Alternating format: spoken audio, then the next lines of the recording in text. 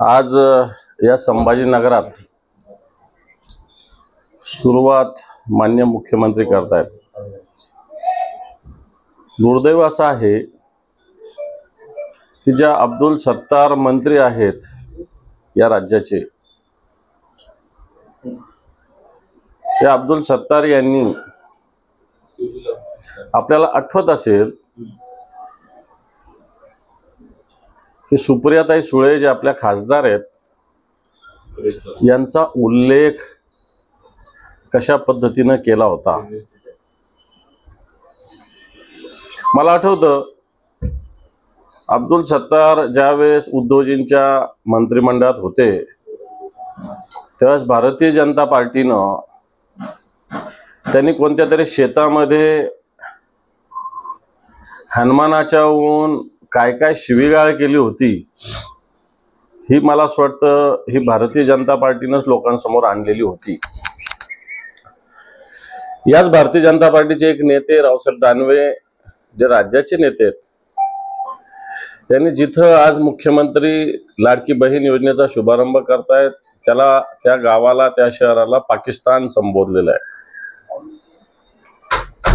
या भूमिकेला आमचा विरोध आहे, परंतु भारतीय जनता पार्टीचे नेते ज्या सिल्लोडला पाकिस्तान म्हणतात त्या सिल्लोडमध्ये जाऊनच आज या योजनेचा आरंभ केला जातोय। एक पठाण नामक मुस्लिम भगिनी सिल्लोडची, तिने ज्या जागेवर कार्यक्रम होतो या जागेची मालकी तिची असताना तिच्यावर बळजबरी ताबा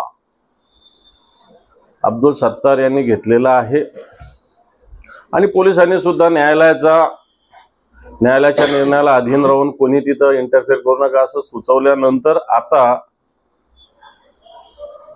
ती भगिनी न्यायालयाच्या निर्णयाच्या प्रतीक्षेत असताना याच पोलिसांनी अब्दुल सत्तार यांना त्या ठिकाणी कार्यक्रमाची परवानगी दिलेली आहे। माझ्या मते राज्याकडे आणि केंद्राकडे संपूर्ण चौकशीचं प्रकरण अब्दुल सत्तार यांचं पडू नये। कित्येक वर्षाने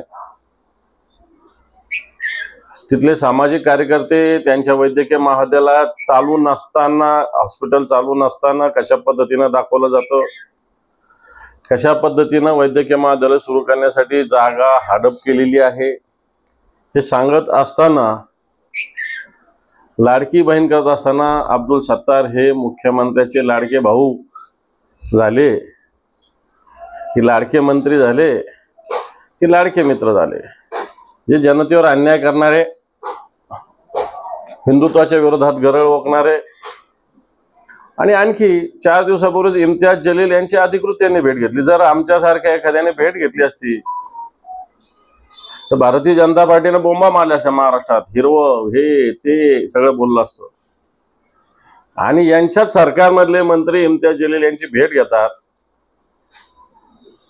आम्ही साधं इम्तियाज जलीलचे हस्तांदोलन करणार तर यांचे डोळे कुठेतरी विस्फारले जातात, लोकांमध्ये बघा यांचं हिंदुत्व अशी चर्चा करतात।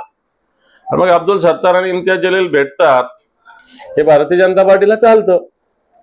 याचाच दुसरा अर्थ असा आहे की इम्तियाज जलील भारतीय जनता पार्टीचीच एजंटगिरी करतात का काय, असा सुद्धा दुसरा अर्थ याचा निघू शकतो।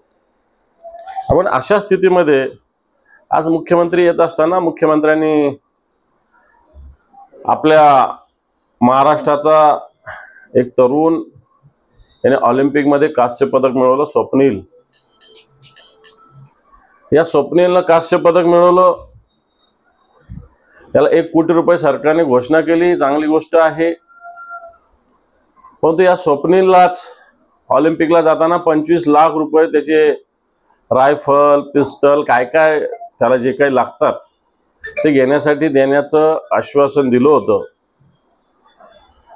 परंतु त्यावेळेस कोणाकडे बघायचं नाही आणि त्याला यश मिळायला लागल्यानंतर त्याच्या मागे धावायचं। फक्त ते 25 लाख रुपये दिले असे तर न जाणो एखादं कांस्याचं सुवर्ण स्वप्नीलला मिळालं असतं। परंतु सरकारला सारासार अशा विषयाचा विसर पडत असतो। नोकरी सुद्धा जाहीर केली, परंतु आधीचे खेळाडू आहे। मला एक प्रकरण माझ्या कानी आलं की राही सरनोबत नावाची नेमबाजच आहे, आपल्या महाराष्ट्राचीच आहे।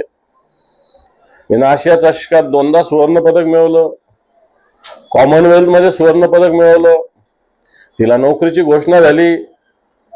परंतु जनरली या खेळाडूंना नोकरी दिल्यानंतर 2 वर्ष प्रोबेशन पिरियड असतो आणि या प्रोबेशन मध्ये हे खेळाडू खेळण्यातच दंग असतात आणि ते असलेच पाहिजे, त्याच्यासाठीच आपण त्यांना नोकरीचं संरक्षण देत असतो. परंतु 2 वर्षाचं प्रोबेशन न केल्यामुळं नंतर रेग्युलर नोकरी करताना यांना कोणताही पगार मिळत नाही. राही सरनोबत याचं ज्वलंत उदाहरण या महाराष्ट्रासमोर आहे.